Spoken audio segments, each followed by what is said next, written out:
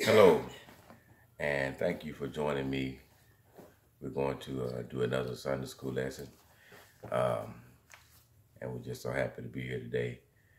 And thankful for the opportunity to be able to present to you another Sunday school lesson. Hopefully, these lessons will help someone. They definitely help me. And this ministry is called GQ Ministries. We come from Houston, Texas, and it's a ministry of hope.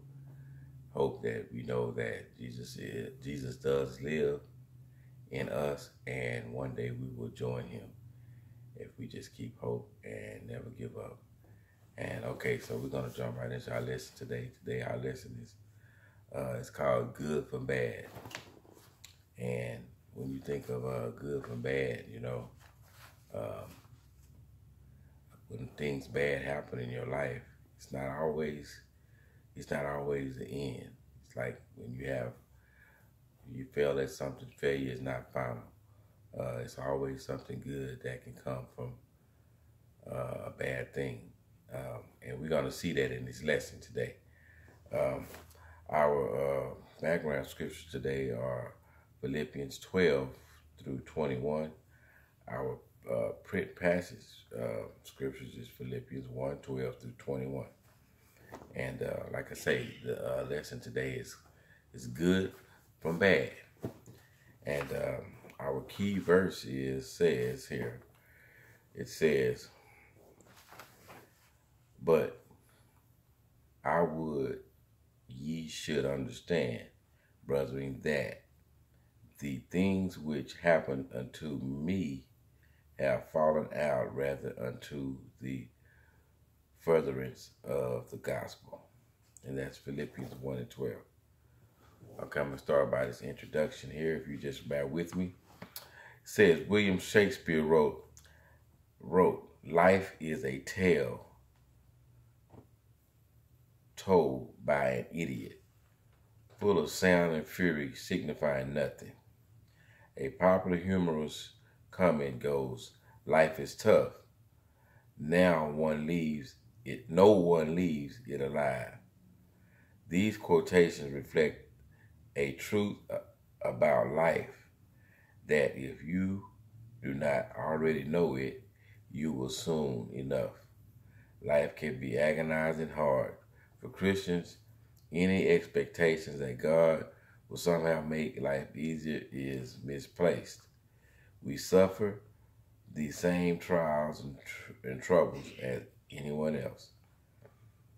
In fact, we suffer an additional hardship because of the faith. And that's so true. When you decide to turn your life over to Christ, that's when the suffering starts. You have to suffer.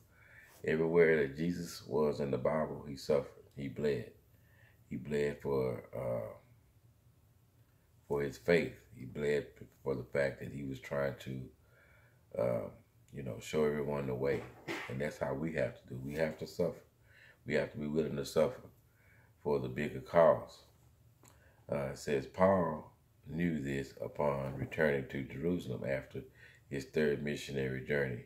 His friendship with a Gentile man named Theophilus led to his arrest. From there, a series of misadventures ended up with Paul in prison in Rome, which is where most scholars believe he was when he wrote his letter to the church at Philippi. They knew he had been arrested. It was major news to Christians around the empire and were afraid for their spiritual father. And so Paul wrote, at least in part, to reassure the church of Philippi that God was still in control of his life and destiny, and to let them know that he was holding up well in the faith of whatever fate he awaited. And that's so true. And I'm going to ask everyone a question here. How are we to be certain that God is always in control of our circumstances, especially in difficult times? And that's a good question. I would answer that and say, reflect back on when God has brought you from out from even difficult time, and just know he haven't brought you this far to let you go.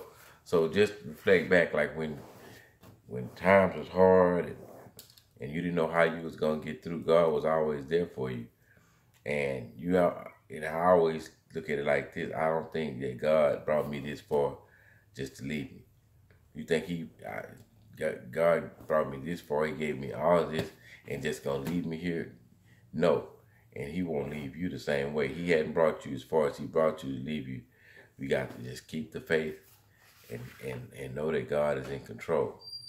Okay, our first topic here says God brings good from bad circumstances. And like I said, it's hard to actually realize that, but when you really, really see what God is doing and see things that happen around you, it's always something good that can come from a bad circumstance. And our first set of scriptures here is from Philippians 12 and 13. And Philippians 12 says, I want you to know, beloved, that what has happened to me has actually helped to spread the gospel. And then 13 says, so that it has become known throughout the whole imperial guard, and to everyone else that my imprisonment is for Christ. So as we know, Paul was arrested for spreading the gospel, spreading the good news. And as we're going to see in this lesson, why he was arrested,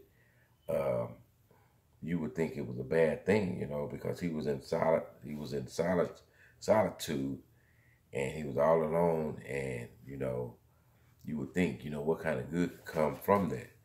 But I'm going to read the passage and show you what good comes from that. It says, for someone who had devoted his life to spreading the gospel as far and wide as possible, being shut up in prison might have seemed to have been a terrible fate. He could still receive visitors, but who would visit him other than those who were themselves already Christian? How was a prisoner locked up by himself supposed to spread the gospel? That's a good question. You see, how can a prisoner locked up by himself supposed to spread the gospel? Well, we all can spread the gospel anywhere we go. And that's what we're supposed to be doing. We're supposed to spread the gospel wherever we go. We can spread the gospel on our jobs. We can spread the gospel at the gym. Anywhere where we see an opportunity to let somebody know about God. That's the time there's no certain place. You could be in jail and you can spread the gospel. You can be, like I said, you can be at the gym. You can be on the job.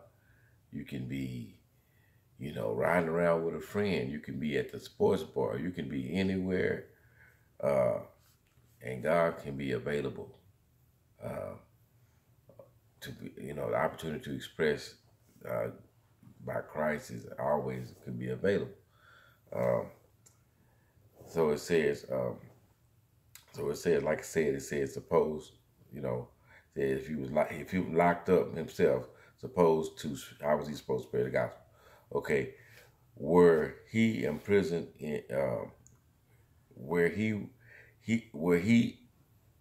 imprisoned in Jerusalem, shut away in a dungeon, things might have been as bad as they seem. But Paul was in prison in Rome as a Roman citizen awaiting to appear an appearance before Caesar. He was kept in confinement, but he was in house arrest.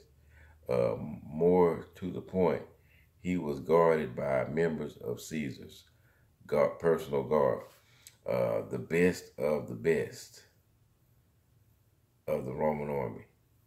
So he was guarded by the strongest people in the world. I mean, in the army. So it's kind of like, um, you know, and it's funny to me. It's like the strongest army in the world could not stop the power of God. That's what you got to see in this lesson. Okay, so he was guarded by the best of the best, but we're gonna see that the gospel is still gonna get out, even though he was guarded by the best of the best, and they tried to lock him away. It's amazing how the gospel still got out. God's power still took over, even though he had the biggest and the best and the fiercest men guarding him. It's amazing. That's a good point. Said, imagine the hours spent sitting alone with a few soldiers from the Pythagorean guard. No TV, no radio, no internet. At best, a few small scrolls. Of course, Paul spent some of his time, and when you say that's a perfect setup.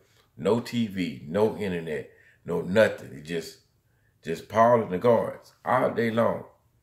That's the perfect setup. That's the perfect setup to testify and give people testimonies and let them know about Christ. That's perfect. God knew what he was doing. God was in all of this.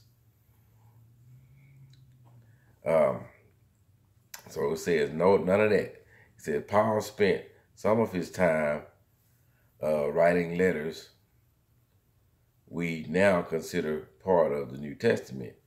But he also spent hours after hours simply talking with the men guarding him. And we imagine what some of the conversations were. Probably mundane things. Others might have been the usual war stories. We know for certain is that some of the time was spent discussing spiritual matters. For Paul made it clear that his imprisonment was, to the surprise of all, actually helping him spread the gospel. So it's 2 points in that I can say, his spirit, why his spirit's locked up was helping him spread the gospel, which they didn't know. And it showed me too, if you associate with good long enough, good will rub off on you. If you associate with bad long enough, bad will rub off on you. So it's just like, he spent time with those guards, hours and hours and hours. And like I say, he's spreading the gospel and talking to him about God, and it rubbed off on one of them. And so just that ought to tell you right there, if we do the same thing, or if we hang around bad people, or, bad company, association, it's going to rub off on you. You can associate with good for so long, and you're going to be good. And you can associate with something bad for so long, and it's going to actually rub off on you. That's a fact. I don't care how strong you might be. It's a fact. And just like this guard, I mean, he was a strong guard. I mean, he was guard for Caesar. But he listened to what Paul said, and it rubbed off on him. It says, we know from Philippians 4:22 that the gospel had taken root in Caesar's own house. How might it happen other than for the imperial guard who spent hours conversating with Paul to have taken the gospel back to the palace and shared it with others? So association with somebody if you're around positive, if you're around good news, it's gonna rub off on you. And he went and told somebody else. There is not much chance that apart from being in prison and sharing the gospel with his guards, Paul would ever have had a chance to the imperial palace. Yet, by the grace of God, using what seemed to be a terrible turn of events in Paul's ministry, salvation had come to Caesar's household. A seed had been planted that would some 400 years later resulted in the Roman Empire officially adopting Christianity as the religion of the empire. Life may seem to the casual observer like a tale signifying nothing, as Shakespeare wrote, but God's works through any and all circumstances that the people endure bring good from bad. The recognition of this truth is a key to learning to be content with life, with the life God permits to come our way. So we have to be content with the life the life that God had gave us, for the simple reason, even though sometimes we think we have a bad life, if we just believe in God's word, it's something good gonna come out of it. You know, and if we don't see it in this life, we'll see it in the next life, as long as we believe and keep the faith. Okay, our next scriptures is 14 through 17. That's Philippians 1, 14 through 17. 14 said, and most of the brethren and sisters have been made confident in the Lord by my imprisonment, dare to speak the word with greater boldness and without fear. Number 15 said, some proclaim Christ from envy and rivalry, but others from goodwill. Number 16, these proclaim Christ out of love, knowing that I have been here for the defense of the gospel. Number 17, the others proclaim Christ out of selfish ambition, not sincerely, but intending to increase my suffering, my imprisonment. Okay. And then I'm going to read here. It says, Emmy Fertino was thrilled when he had accepted the Carmen Mello School of Drama to study theater. So he was accepted. He learned to love drama while in high school and envisioned a career on Broadway as a successful actor. He was devastated when one short semester he was told by a professor that he lacked the level of talent to succeed. Friend, find something else to do with your life, he was told. You'll never act professionally. These words were dismissively. They hurt terribly. Crushed Emmy turned to stage lightning, determined to find a place in the theater world. To his astonishment, he was a natural, from somewhere previously untapped within him. Emmy found he could envision the placement of light to achieve whatever effect a director wished to create. Even more astonishing was that Emmy loved working with lights even more than he loved acting. If you ever have the chance to visit Epcot Center at Disney World in Orlando, Florida, take a moment to marvel at the lighting that turns and spark and glow once sun sets. Emmy Fertino is the one who created the magic for the amazing display, all because an obnoxious professor told a young actor he lacked talent. There are thousands of stories like Emmy's. Paul faced opposition wherever he went. Once he arrived as a prisoner in Rome. Even then the opposition continued. He wrote that there were those who were actually intent upon making Paul's situation worse. He does not go into specifics.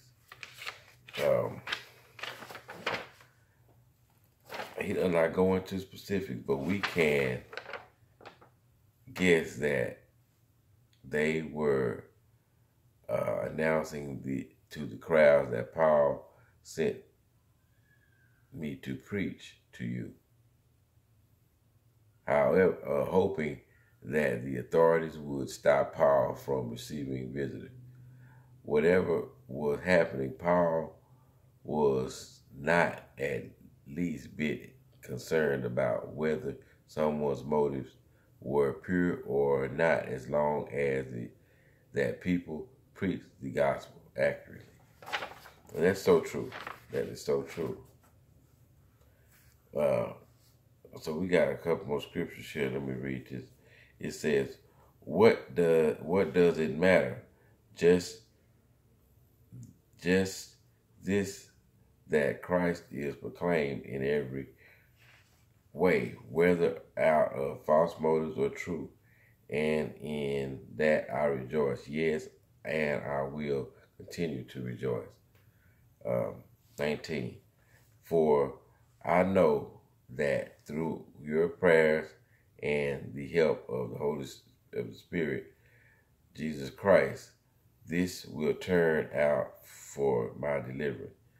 It is my eager expectation and hope that I will not be put to shame in any way, but that by my speaking with boldness, Christ will be exalted as always in my body, whether by my life or death. For I am living, for to me living is Christ and dying is gain. So, Paul was willing to die for what he believed in. And, I know, Paul, with, all that he had been through, he was killing Christians at one time. He was on the wrong side. And, all he had been through in his life, God, he found God. He received God, and he was willing to die to get this word out. It says here, when something that seems on the surface to be meant for ill happenings to a Christian, God will make of it what he chooses to make. We do not worry about the motives a person might have for attempting to harm us. And as Paul's imprisonment demonstrates, we did not even worry about the result of the effort. All a Christian needs to do is to remain faithful to God and willing to allow God to bring good from bad actions of others who may seek to harm us. And that's so true. Like people, I know, like on my job, it was, I have a catering business, and I used to drive my catering truck to the facilities. And one day the secretary asked me, she said, whose truck is that out there? Is that your truck? And I was like, yes. And she said, well, somebody said that you were selling food out of the truck. And I was like, no, ma'am, that's not true.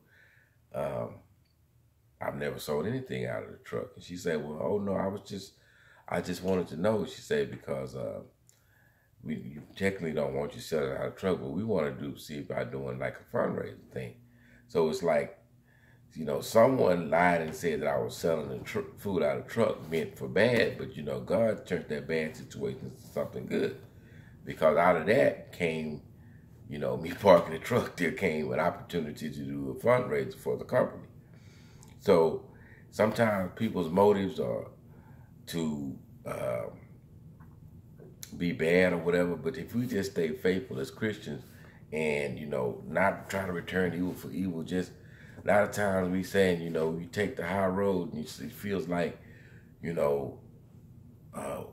never get a break. It's just always against us, but God sees and God knows all, and he's going to honor that. We just have to just stay faithful and stay the course, and just it probably won't happen in our time. It's happened in God's time, and in God's time, I've learned in my 48 years, you got to be patient and just wait on God. And while you waiting, don't complain. Just be patient. It's just peace. You have peace in the storm, even though it's like like I said, I walk through the valley of the shadow of death. I fear no evil. I mean, you got this on the side of you, this on the side of you, everything's going on, but you just stay focused. You stay focused on God, and you just watch him work. I mean, like I say, life can be bad, but every day something is good coming out of bad. You know, so we just have to believe that, and good things happen. It says Paul understood clearly what he was facing at the time he was in prison. Christians in Rome were beginning to experience persecution because they refused to repeat uh, the required oath that Caesar is Lord, because Caesar is not Lord. Uh, they were viewed with uh, distrust by both the officials of the government and by the general population of the city. It would not be long before the demented Emperor Nero would begin to execute Christians by hundreds, seizing upon the general distrust to blame Christians for the problems he could not solve as emperor. At any time, Paul knew the guards could take him before Caesar to be sentenced to death as a traitor to his Roman citizenship. Paul hoped he would be set free so that he could continue his ministry of evangelization.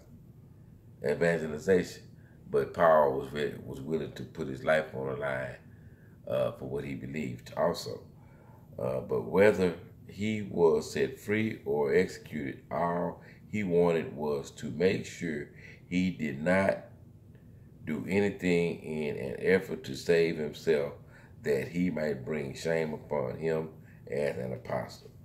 At any time he could, for example, refuse Christ simply by saying Caesar is Lord with his finger crossed so that he could go free to evangelize more people. But were he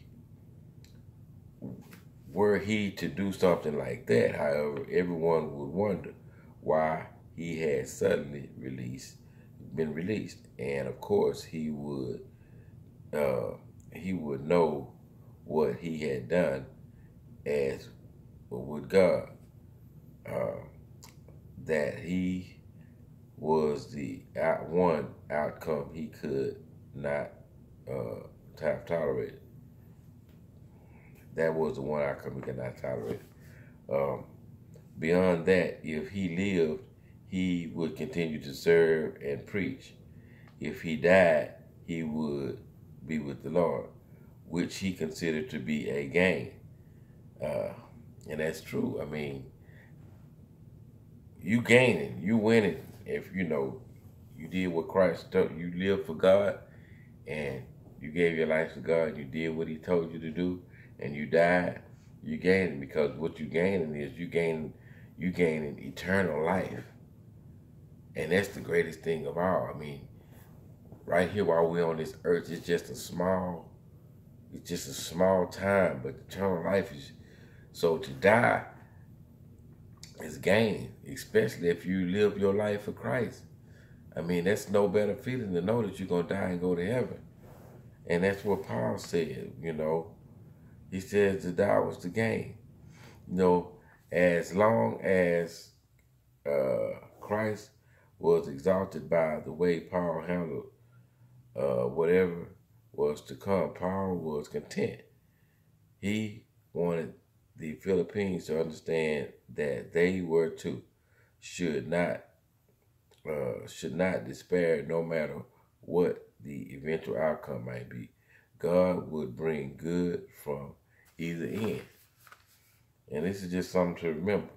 Most, if not all of you reading this lesson already have had bad stuff happen to you. Financial reversal, career setbacks, broken relationship, the death of loved ones, sickness, headaches, misunderstanding, and worry are the building blocks of stress in life for most people. You cannot stop much of life's troubles from finding you. What you can do, however, is react to bad circumstances as they come in a way that honors Christ. You can trust God to wring good out of your bad situation. So, bad things do happen to good people. And we have to realize that bad things do happen to good people.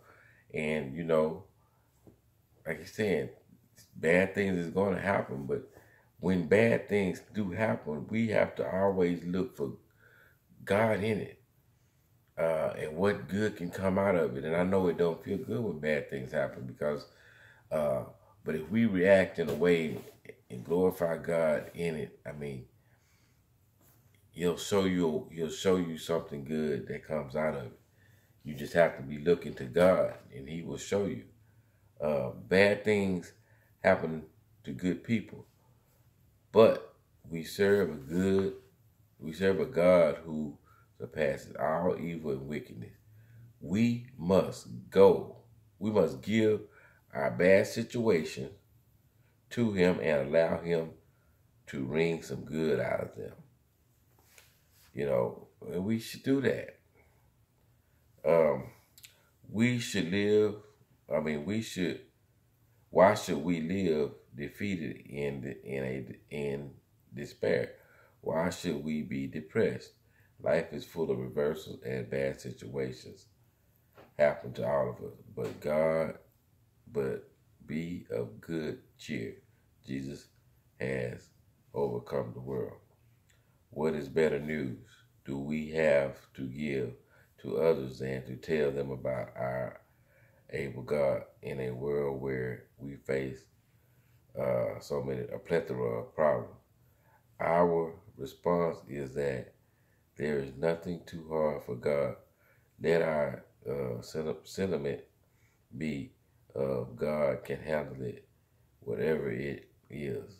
Trust God to handle our problem, and He will. And that's our lesson for today, and it's so true. We have to trust God and let God handle all of our problems. We can't handle them ourselves. I had to learn that. I've learned it the hard way. Um, I was always a person that, you know, things have always went right in my life. I really, uh, everything that I touch, it turns to gold. Um, Everything that I try to do, it always worked. But it came a time where things wasn't working and things wasn't always going so well. And I was a bitter person, but now I'm trying to. Now I'm seeing the goodness and what God can do in when situations are bad. It's to get your attention because God got something. Excuse me. He got something better for you. But if you stuck on what I call stupid and in this bitter state and your mind ain't on God, you're gonna miss it. So